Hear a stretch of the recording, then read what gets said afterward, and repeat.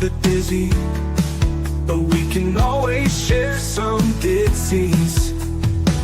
It's just a cup in time. This song doesn't have to run. Life's all of us, not every moment we can be feeling fine.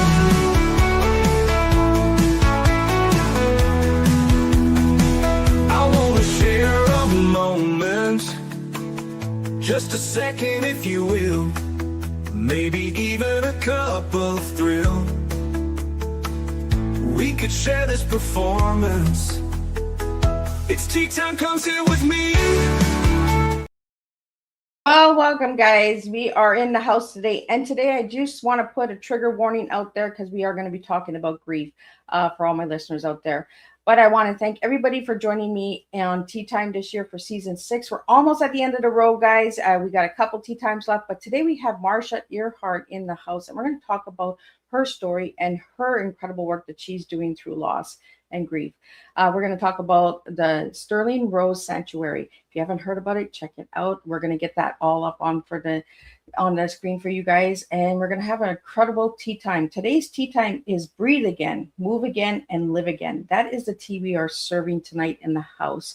We're going to talk about some books, her book, and all of that good stuff. And we're even going to bring up some holiday season tips and tools you can use. We're going to talk about a lot of incredible stuff today. But you guys all know how Miss Liz rolls. Get over to Facebook, LinkedIn, TikTok, Instagram, Facebook, Spotify, YouTube, all those good platforms, and give those a like, follow, and subscribe, and get these tea times out, because I guarantee each of these tea times do make a difference. Let's get started with the disclaimer, and then I got a beautiful intro for Marcia, and then we're going to spill some tea together. Disclaimer for Miss Liz's Tea Time live show. Miss Liz's Tea Time is a global platform dedicating to sharing real life stories, diverse perspectives, and meaningful conversations that inspire awareness, healing, and connection. I'm Miss Liz is going live using StreamYard. Before leaving a comment during the live broadcast, please grant StreamYard permission to display your name at StreamYard.com. Please be advised that all the content brought forward during any Tea Time show is presented in good faith. However, discussions may include opinions, beliefs, and perspectives that do not necessarily represent the views of Miss Liz or the Tea Time platform. Information shared by guests is based on their own experiences and is perceived to be accurate at the given time of airing. All guests, viewers, and participants are responsible for using their own good judgment when considering any action or decision that may relate to these discussions. Some episodes may cover sensitive topics, including but not limited to trauma, abuse, grief, mental health, and other emotionally triggering subjects. Listeners and viewers' discretion is strongly advised. Tea Time with Miss Liz is an open discussion forum designed to offer insight, inspire awareness, and create connection. It is not a substitute for professional, medical, legal, or therapeutical advice. If you require professional support, please seek assistance from qualified professionals or trusted resources in your area. If you have any questions regarding this disclaimer or the content of the discussion, you are welcome to contact me, aka Miss Liz, directly at my email at bookingmissliz@gmail.com, or visit my link tree at Miss Liz's Tea Time. By choosing to participate in, comment on, or view these live shows, you acknowledge and accept this disclaimer. Your participation is entirely voluntary.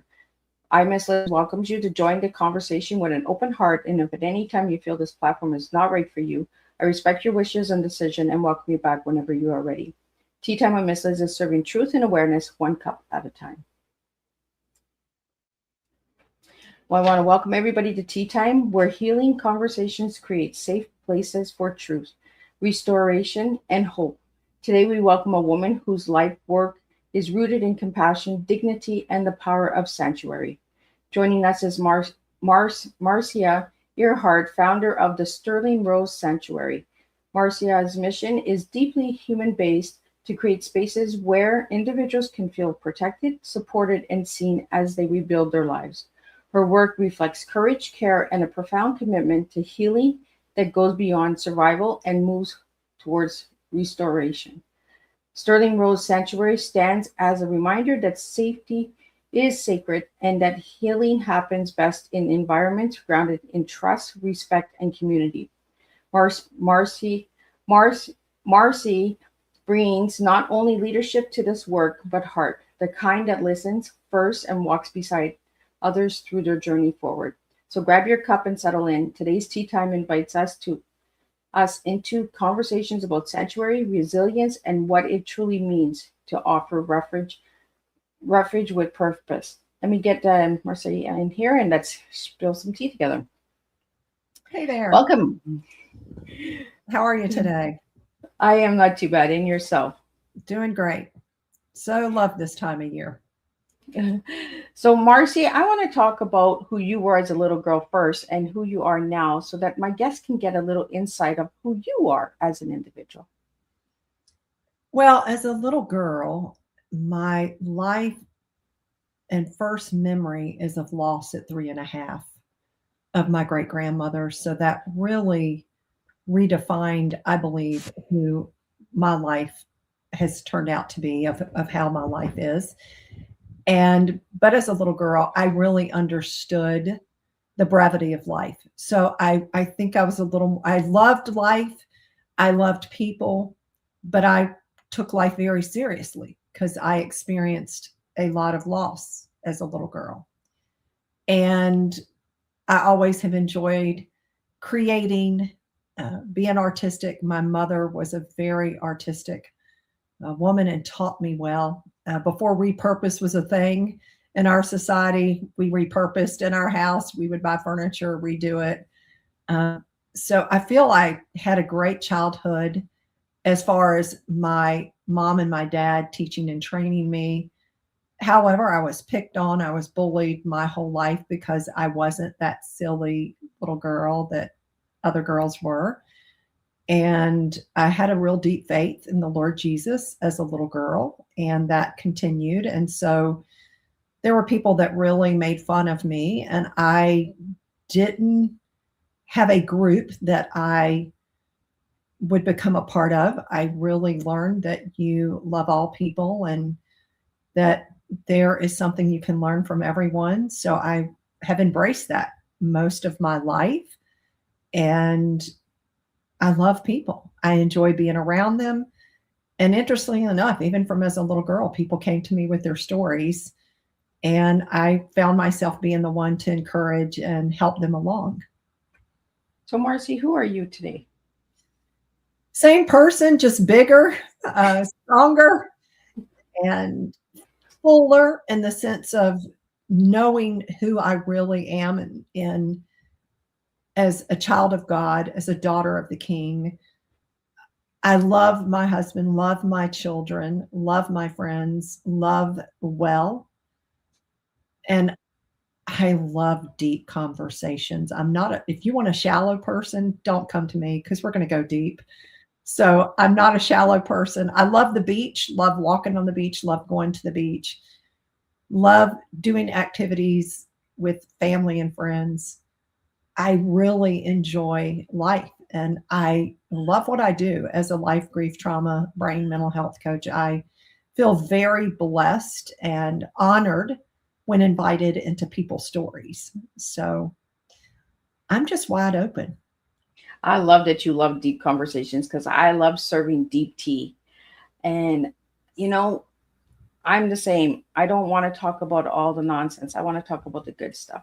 Me I want too. to talk about the difference. I want to turn the pain into purpose. There's so many that have stories that are still living in their pain, but they're not finding their purpose behind it. And I want to get into your story a little bit. And I do want to put a trigger warning out there for all of my listeners and who are going to watch the replay. Today, we're going to talk about subjects that are close to Marcia's heart, Marcy's heart, and a lot of deep connection tonight. We're going to talk about breathe again, move again, and live again. I really love your tea because I like the word again. Let's get into your tea and then we'll get into your story. Okay. So why'd you give me those 3? In grief, we stop breathing. We stop having deep breaths. We become shallow in our breathing. And life can stop us in our tracks quickly. It's important that we know how to breathe again. What does that look like? And moving when we have grief and trauma, quite often we become inactive. It becomes a sedentary life. It can be sedentary physically, it can be sedentary mentally, emotionally, in the sense of it just kind of settles and we don't have any activity to stir us. Yeah. I believe it's important that we intellectually, emotionally, spiritually, physically move. We're opening ourselves up to have that movement, to get out in nature, to walk, to enjoy the beauty that is around us, because in nature, things are living. And if we're feeling a sense of death within ourselves, nothing like getting a shot in the arm and going outside, walking around, riding a bike, taking a great hike, putting your feet in the sand. And then to live again, I think quite often with grief and trauma, it robs us, or it can, of the life that we were meant to continue to have. Not that we're going to go back to where we were, but it's a transformation to a new thing. And so to live again is that it's a reset and it's transformation into the newness of what life holds for us now, with the purpose coming forth out of the pain in which we've experienced.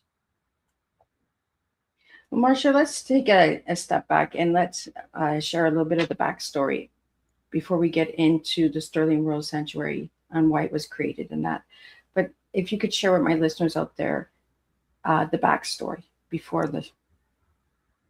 So backstory is I was trained in family relations, child development, and have loved the places God has called me throughout my life, and would work with people who have had trauma and have had grief and loss throughout the years. And then in 2014, even though I'd already had significant losses, we lost our oldest son, who was 21. He was in law school, lived with us, and actually passed on the street we lived on. And so in that moment, when the officers were at our house, life imploded and we all died to who we were. We would no longer be the mom, the friend, the child, the parent, any of that, as to what we were before that happened. And we gave ourselves permission that we've died. And I had 2 children living with me at the time, along with my son that passed. And we had these very intentional conversations over our own death, over his death, over how do we manage life from here on. And because of the resources that I had, we would sit down and talk about the things that triggered each of us and the things that caused healing for each of us. So Liz, some of those very things that could cause a trigger for one of us could be healing to the other one. So we came to a place of how can we incorporate what we all need to heal, but also the things that are triggering that we don't get triggered. So we found ways to incorporate that. It took us working together, being open, having that honest communication, and allowing for ourselves to experience the rawness of the grief. And it wasn't just one loss. The loss of a life entails many things. It's the loss of their community, the loss of the presence, their sense of humor. It's the loss of those conversations, the present and the future. And my kids lost their childhood in that moment, and they would never have a childhood again. And that's not a never like, oh, yes, they will. No, they really would not. My 12-year-old could never be that child again, because there had been this impact that was so dark, that was beyond what he was able to really comprehend, because his brother was not just his brother, it was his best friend, it was his mentor, it was his hero. Sterling was everything to everyone in our family, because he was the oldest and he really did lead well. And that in of itself was amazing. So there are layers that we had to walk through, and we traveled through that process. And in 2017, the Lord said, you need to start a sanctuary for other people. Now, interestingly that he called that, because when our son passed, I looked for a place for our entire family to go for healing, and there was no such place at all. There was a place for my children to go by themselves, and there was a place for my husband and I to go. At that time, there was not a place. So if we're willing to allow our pain to be purposed, in which that's what the Lord was saying, I really want this purpose for this. And I was willing, and our family was willing. So we started the Sterling Rose Sanctuary. And initially, it was to minister, and we had already been ministering, so since 2015, to many parents who had lost a child or were being told their child was not going to make it or had died. And so we would show up, be present. And it started initially for an individual parents and for grandparents. And then in 2020, our board came back and said, no, this needs to be for everybody now, because it's everywhere. And so it is for everyone. And so really the platform for what we do is that there's trauma and grief, but the Lord says he opens the door for healing so that we can walk out of that prison. And I believe grief quite often becomes a prison for many people. They may have a spirit of grief versus grieving with hope. We grieve with hope, and it's very different. And we experience both sides in our family. It's not like all of us were grieving with hope. Everybody has their own way of processing this, and that was allowed. And so we started the ministry in 2017. And then in 2019, our second oldest son was murdered with his girlfriend from an ex-boyfriend that had been estranged for a year and a half. And we started the journey all over again. And when I say all over again, that's why we talk about the word again. We had just gotten to a point in 2019 in the fall where my son, who at the time when my first one passed was 12, I think he had just turned 18, had just made it through the first birthday of Sterling's and through our birthdays in October, where there was not an emotional implosion. And within a week, our second son was murdered. So we had the tools, we had the resources, and not that we didn't grieve, because we did, but we had everything available to us that we had already been applying to our lives to help us walk this one out.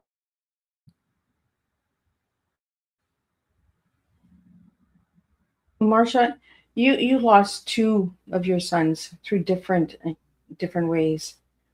Grief it kills us instantly, right? It makes us a different person completely right away. The impact of losing a loved one. At 3.5, you mentioned you lost your grandma. So at 3.5, that was your first impact of loss. It was my great grandmother. And I will tell you, I did not realize until I was in college, I kept having a recurring dream that my dad was holding me, and I was overlooking a casket, and there was this woman in the casket. And I went home and said to my mom, I said, I keep having this dream. I feel like it actually happened. And my mom said it did. That was your great grandmother. And immediately I remembered when she put the context of what, and she said, you were so upset. And I said, well, and then the dream, this is the conversation I'm having. I look at this woman, which was my great grandmother, and I look at my dad and I said, where is she? Well, I want to talk to her. And he said, well, she's gone home to be with Jesus. I said, well, I want to go be with Jesus. Where is Jesus? Because I want to go see Jesus and I want to see my great grandmother. And so my dad starts explaining to me, and he said, well, it doesn't work quite like that. So he's telling me, And I said, well, I want to know this Jesus, because if she gets to be with Jesus, I want to get to be with Jesus. But I was the fact of seeing her in that coffin was, I think, more than my little self knew how to process at the time. So as a parent, we made the decision our kids would not see anyone in a casket. That's a very Southern thing. And I'm from the South, unless they were old enough to make that decision themselves. Because I feel like some of the decisions and choices that we make, we don't realize that the age appropriate or lack of age appropriateness in our culture. So we really wanted our kids to, and my older kids, when my father passed in 2005, my oldest son wanted to see my father. And he said, I want to go see. I didn't even see my father, but he wanted to, because some people need that for their own healing. Some people need that. And so no judgment, but we want our children, and we wanted to be able to choose. But it made such an impact on my life. It was a redefining my entire life, not a defining. I want to make that clear. Grief does not define us unless we say it defines us. Well, nothing really truly defines us, Marcia, unless we allow it. That's right. That's exactly right. When we give the power to the definition, then it defines us. That's right. And I always say this, you're not telling me my story. I'm telling my story. That's right. Yes. I love that. Marcia, how did the grief impact you with the two sons? Was there a different way of grieving because of the way of loss? Well, interestingly enough, this is where the difference was.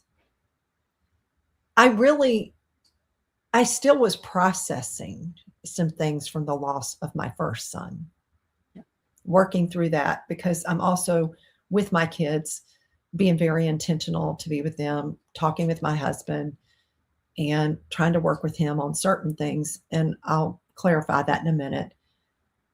But after my second son passed, I would grieve over certain aspects of him. And then my first son would come in, and I felt this conflict, because I needed to grieve each one separately. And now they're kind of both in the same space. And I had to dialogue this out with the father, and said, Lord, I need to have each in a space right now, because I'm having confliction, and I'm almost feeling guilty grieving one, not the other. And neither all in the same space. And I really can't have them all in the same space. So in this beautiful way, he created a space where both of them are separately, but then there's a space where they both are together. So when I need to grieve one, I can, without feeling guilty or overwhelmed or frustrated. And when I need to grieve them both, like at the holidays, I can, and they're in that space. And so the space at the holidays would be the memories that we shared as a family together at the holidays. The spaces individually would be our unique relationship, my unique relationship with each of my children, so that they're not marred, because it's not one loss. Again, they're separate losses, and they hold separate meanings to me based on our relationships and the journey that we walked. As a mom, I lost my daughter when I was 14 from stillborn, and a loss of a child is hard to overcome. But we have to look at our children as our guardian angels now. They're watching over us. They're pushing us. They're encouraging us to stay strong and stay in the faith. I know faith is what got me through my daughter at such a young age. Your faith has given you hope. And like you said, grieving with hope. So with the Sterling Rose Sanctuary, did you incorporate that into the healing process for other families? Yes. If you're a believer, that is very much a part. We do work with people that are not believers. But the hope for me as a believer, and that I have a relationship with Jesus, is that I have the hope of heaven. I have that ongoing hope in me that fuels me. And when you were talking about they're looking over, I just today was talking about the cloud of witnesses. You know, and scripture talks about the cloud of witnesses. My children would be part of that cloud of witnesses because they both were believers, cheering me on in this life. And they want me to live my life in the fullness, not squander it away. And so I take that very seriously, that I've been given opportunity after opportunity to live in the fullness of life. And I don't want to miss anything. And when I get home, I want the Lord to say, wow, you used up every ounce of what I gave you. I mean, we were coming close here because you were just all in it. So, and you're right, losing a child. And I work with so many that have lost a child. It's finding the purpose in it, being able to incorporate it moving forward.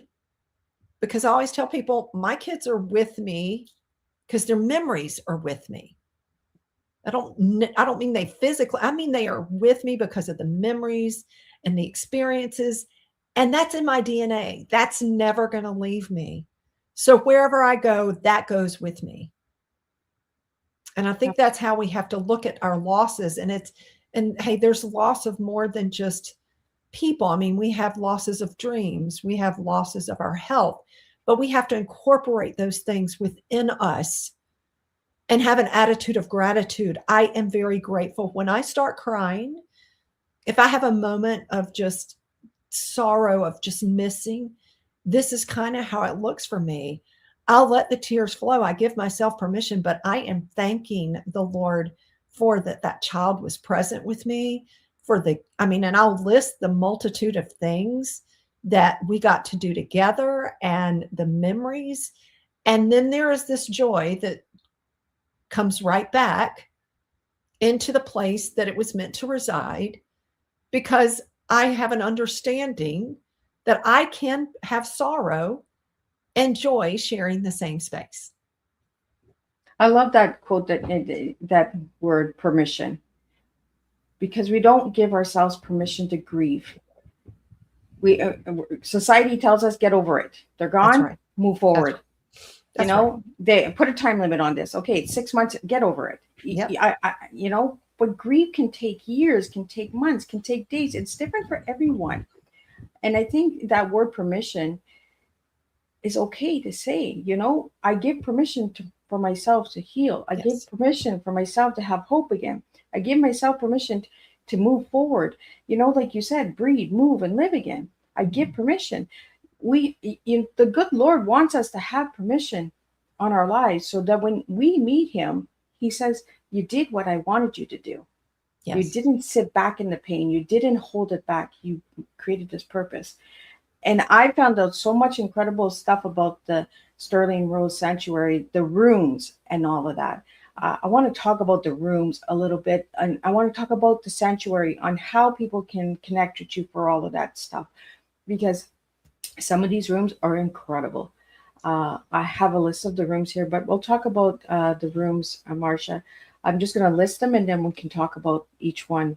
The Sterling Rose Ministry mission, the Rose and Thorn Room, the Butterfly Room, the Soaking and Healing Room, the Workout Room, the Garden, Music Therapy Room, and the Art Therapy Room. I want to talk about those rooms. Yes. Well, first of all, so you know, in the Sterling Rose Sanctuary, we work all over the U.S. and in 6 countries right now. And our first conversation with people is, have you given yourself permission to grieve? Because I'm giving you permission. And quite often when I give people permission that have been traumatized and are grieving, they'll start crying because they have not. They have felt they've needed to hold it together for somebody or for themselves, that I've got to be strong around my children. I've got to show an example. And I'm like, but what you're missing is that you're denying yourself the ability to heal the way you need to, and you also are not teaching those around you how to grieve. My parents taught me how to grieve. Praise God, they really did teach me how to grieve. Because if you knew my backstory up until 18, I mean, I had 17 losses by 18 years old, and they were tragic losses. I mean, I really, based on that, if I had that trauma that moved with me and that didn't affect me ongoing, because my parents showed me how to grieve the loss of someone in your life. And so at the Sterling Rose Sanctuary, the rooms, and we are raising funds right now for a place. What we do is we incorporate this. It's not there yet. This is, that's why it's on there. So we have been raising funds, and we want a place where we can do it in that place. But right now we do it with individuals, where the rose and thorn is we unpack all the thorns from the situation, maybe within the relationship, maybe from friends and situations that have happened since the loss, so that you can appreciate every petal in the rose. Because sometimes when we have losses, it's not just the initial loss and the things within that. There are things that come after that. And so we want to make sure we're unpacking and we're helping that process so that you can really appreciate. We really cannot have the rose without the thorns. The thorns are a protective barrier for that rose to have not just its beauty, but the fragrance. So we want you to experience the beauty and the fragrance that is permeated from that rose. The butterfly room is talking about things from the past, the traditions that we have lived by that have been so important. It's what marked us as a family and as to who we were in that season of life. We start talking about the traditions that maybe were just for that season of life, and they need to be surrendered, and we need to incorporate new traditions because it's part of being in the newness of living again. And some of those traditions can come forward with us. So which ones does everyone want to bring forward, and which ones, and what makes you feel uncomfortable, what makes you feel uncomfortable, and what makes you feel comfortable? So as a family, we talk to the individuals together with each other, so they can then say that tradition would really be at a 5 for me of causing me to be triggered and a lot of pain. I don't want to do that anymore. Okay. So if it's something that the parent needs, then they need to find a way to do that away from that child. And these are doable things. It's just you've got to be cognizant and work through them. And then in the butterfly room, it's about you're in a cocoon in grief. And it seems really dark. It seems very lonely in there, because truly grief is a journey we all have to do. And we can have a community that surrounds us, but what I'm experiencing, I have to walk through myself. Someone can't do it for me. And so in that cocoon, there's a transformation happening of the involvement, the evolving of who I am to be. And I have to be willing to evolve so that I can pump those wings and I can thrive, versus barely pumping and not making it. Which, if anybody doesn't know, if a butterfly cannot fully pump its wings, it dies. And that butterfly never comes to be. And I believe that in grief, we're given that same opportunity time and time again, and through the traumas that we experience. And then we have the art therapy room. Some people really need to be able to express themselves therapeutically in a different modality, and art is a beautiful way to do that. And we have several ideas and creations that individuals can do if they just don't have something of their own. They can make a memory box. They can put pictures of their loved one, and they can have that where they write down past memories and they place it in the box, or they can write down things they're thankful for about that person, about their life, and they can put it in the box. So there are numerous things there. The music therapy room, my son is an accomplished singer, songwriter, beat maker. So he uses his skills to help people who do not have the ability to verbalize their pain. If they want to write something, he will help them put it to music. He gets it to music for them. So they will have that ability to not just have that expression, but to have it, the expression musically, where they can listen to it, and hopefully it evokes healing for them. And he's done that with some people, and they've really loved that. It's been very beneficial to them. And honestly, that is how my son really worked through his grief, was through music. That was a tool, that was something that was able to minister to him. The garden, which the garden is so essential for all of us. And in my book, I actually write about the garden. We all have a garden with our name on it. There's a gate that we can choose to walk through or not at that garden. And when you go in the garden, it's our grief garden. And Father, Jesus, and Holy Spirit will meet us there. And it is the most amazing, incredible experience in that garden as to what we learn about ourselves and the grief journey we're on, with the comfort and the healing of the Trinity present with us, of how they collect our tears, how they water this garden and ourselves with the tears, and that new things come within that garden. And we don't want to miss the garden. I just can tell you, you don't want to miss the garden.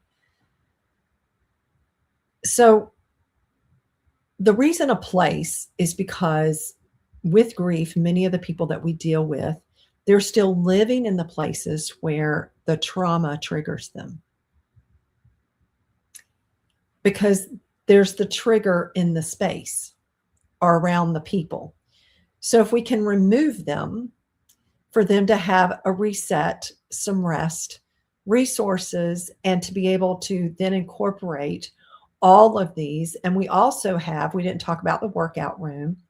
The workout room is really for mobility, some somatic movement, and to be able to release all this bound up, pain and trauma that's within us, as well as resetting our frequency. So music, we go back to frequency. Music has a frequency, and we have a healing frequency, and we have one that can cause us to be sick and depressed and anxious. So music is a part of also the exercise room in the hertz that are being played, with that releasing, because we want you to have the optimum healing experience.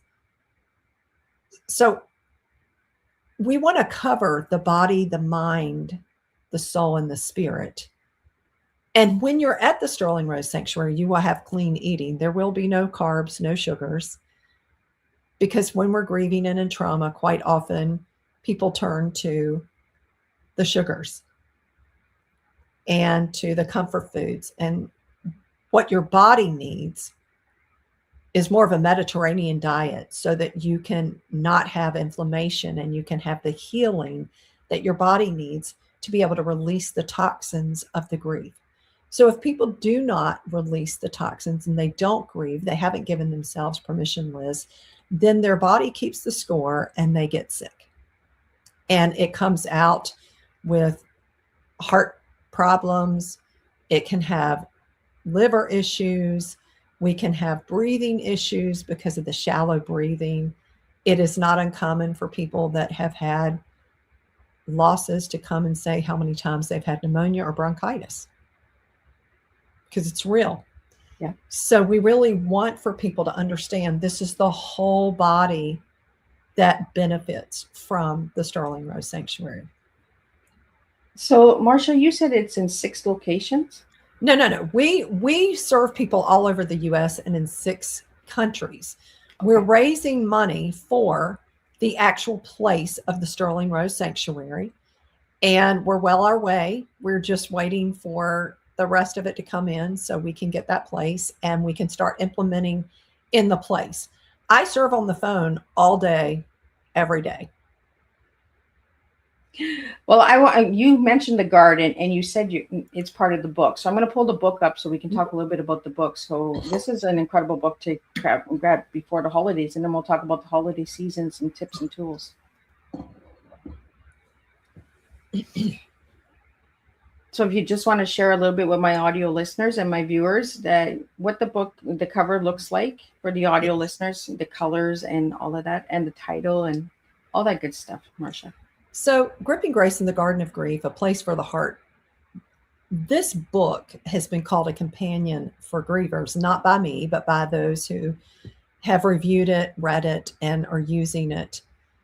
The book is really about the way I processed my losses, but it was in such a unique way, Liz, because when my first son passed, I said to the Lord, I don't want to miss when you show up. So keep my eyes open to see your God kiss every day. Well, there were several. And I love photography. So all the pictures in the book are pictures that I took, that the Lord gave me in a place where I was grieving. And there was a writing that I had written that actually corresponds. I had, was sharing my heart with the Lord.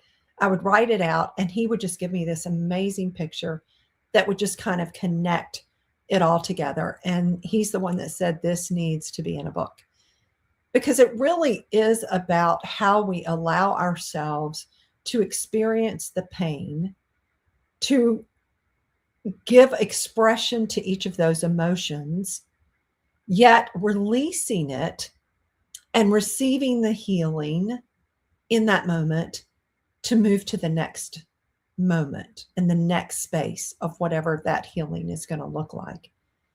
And I do talk in the book about we choose daily whether we live from the tree of life or the tree of death. And in grief and with negativity, that is from a tree of death. And so when people it's about reframing the mind. So when we speak negativity, quite often after death, these are some of the things I will hear people say, I'm never going to get over this. Well, yes, you will. See, Jesus said he came to heal all people. He didn't say you would never get over it. If you speak, you're never going to get over it, then guess what? You're never going to get over it because you're speaking and your body's going to line up with your words. But if you speak, I know this is a process and I'm going to walk through this process and receive the healing that the Father promises, then guess what? You're going to receive the healing that the Father promises, and you're going to be able to breathe again and move again and live again. The book is also talking about the different, I talk about Sterling, I talk about Marc. It's all in there, the mental health that happened, the mental health struggle that happened with my son, because that became a very real issue as well. This is a lot to happen in a small amount of time. Yeah. And I give in that book that we receive treasures from the dark. And if you're walking out of something and you're not taking some spoils with you, you better go back and get them because there's spoils for you to take. And I have a section on that because I think it's so vitally important that we understand we just didn't go through that and then just walk out. There is purpose. We get to take some fruit with us from that place. And it's beautiful. It's not this ugly, petrified piece of wood that's just sucked every bit of life. It is flourishing and there's life to it. And so I want people to understand there are things that we take out and that will be incorporated within us for the next trial that we're going to embark upon. Because guess what? We have others coming somewhere down the road. I just think that the book is beautiful. It's a calming, the cover is really calming. and it brings that fragrance of the lilacs, I believe is the flower that's on there. Mhm. Mhm. You know, and when you walk through a lilac garden, it calms the mind. It opens what's ahead. And it goes back to that word again. You know, when you're walking through that garden, we're going to be okay again. Yes. You know, and some of the words that people look at as hard and dark, like grief, are actually opening our eyes to seeing what's out there for us still, what message we have to bring to the table, what purpose we have to bring to the table. You mentioned music, and I want to get into it. I wasn't sure if it was your son or not. I found the song "Rise Above Everything." Mhm. Was that your son that? That is. Mhm. So tell And us a on little our bit about that song. website, there are songs that he created for the Sanctuary of Loss and Grief, and one of them we collaborated on, Teardrops Fall. We wrote that together for the sanctuary, and it is beautiful. It's to be of encouragement to people that where the tears fall, there'll be a new rose, there'll be new growth, it will come. And I think when we are walking in a place where death has hit us, we need that encouragement. We need that reminder that it's Yeah. not going to stay this slimy, dark pit. Well, Marcia, before we went live, we talked about the holidays, Yes. and you wanted to talk about some little tools and tips people can use during the holiday season. Again, permission to celebrate in different ways. I believe it has a lot to do with the butterfly that you mentioned. So, if you want to share some of the tools that people can use during the holidays, I know the holidays for me are rotten, but I put on a brave face for everybody else, and at the end, it's me crying by myself when I'm alone, because of the children, because of the grandchildren. So we do these sacrifices to grieve in our own way and in private. So for people who are suffering through the holidays, what tools and tips would you have for them? Well, and I want to address something. Right now, we've got a lot of estrangement that is going on within our society of children and grandchildren from parents and grandparents. And I'm hearing weekly from those people that are suffering from that. And so when we get to the holidays, I just want to say there are a few things. One, give yourself permission not to do things the way you used to do them. We did not stay at home the first year on the holidays. We went away. I didn't think it would be healthy for us all to sit and look at the empty spot at the table. We already were reminded most other days, and the holidays for us were very special times and very meaningful. So we decided we would go somewhere, and we did.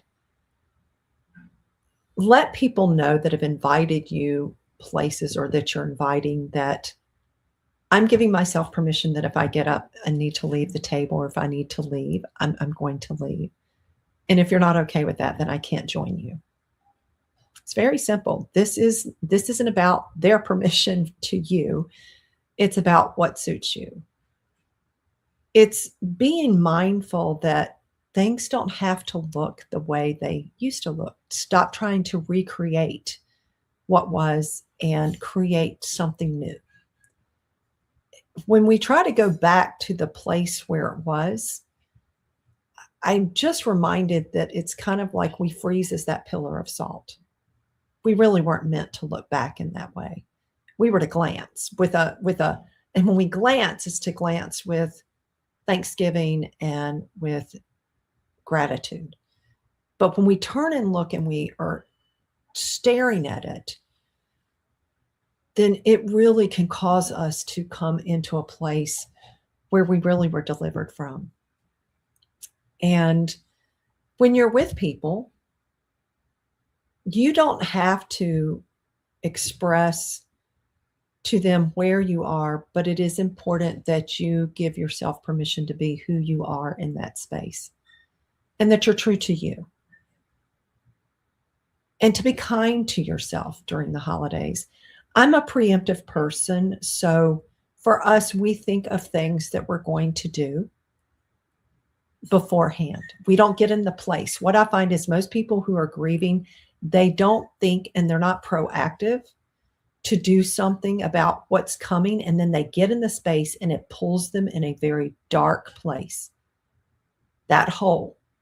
So before you get to Christmas Eve, Christmas Day, whatever that particular time your family got together, think of other things that you could do. Other people that you could be with. That could be a celebration or a time where, you know what, could we just get together and could everybody share a memory? See, we can do that. We can also take and get our pictures out, and you can make something as a memory for a gift for yourself, that this person wasn't here, but I want to reminisce. I want to get some pictures out. I want to bring them into the space. That's great. You need to determine how your best healing journey is for you. And I feel like the holidays become this place where everybody imagines other families are all sitting around singing Kumbaya. And we're just, oh, it's just wonderful. That is not the case. I work every day with people and I hear about their families, and Kumbaya is not being sung. It's like, please deliver me. It's please deliver me. Because most people have not resolved family stresses and issues. And so again, maybe the holidays are not the best time for you to meet with those people. Say, you know what, I'm going to take her. I'll see you later. I might see you in February, but this year we're not going to be joining. We're going to do something else. And that's okay.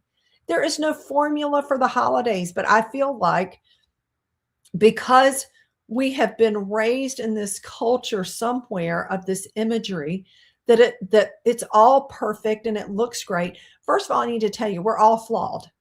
Yeah. Every one of us. I'm including myself, my family. We're flawed. We're dysfunctional. However, it's how we manage in the dysfunction, how we really go through those moments. But boundaries are good. And many of you are very afraid to exert a boundary, but you need to exert a boundary. A boundary could be what really keeps you from mentally imploding this year, because you said, I'm worth not being around this family or these people right now. I just need to go do something else.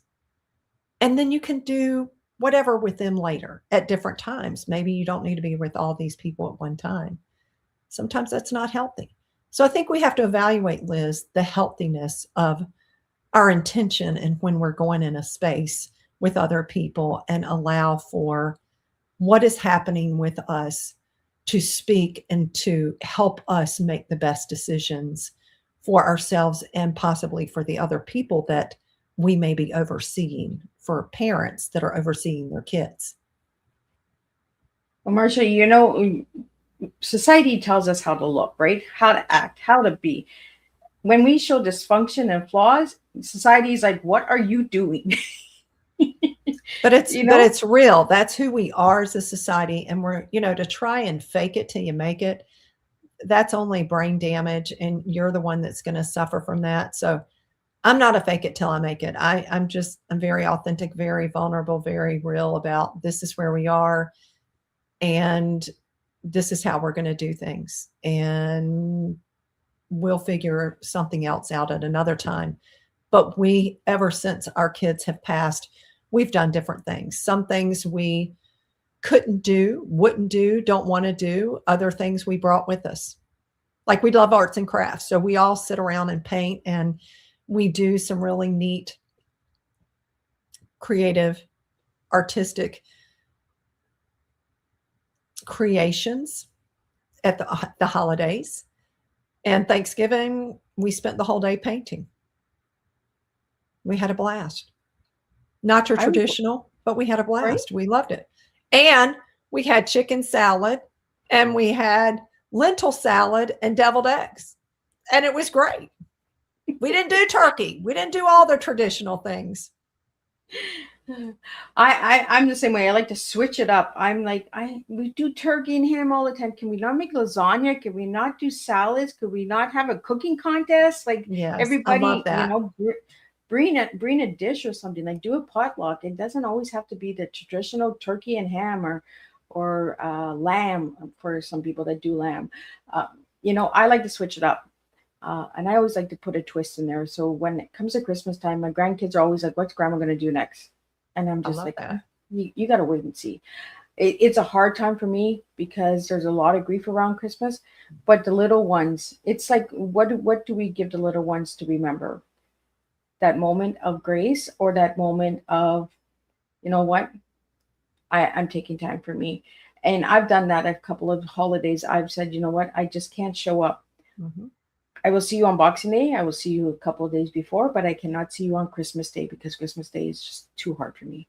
Um, I'll give you a phone call. I'll call and see what the kids got for Christmas.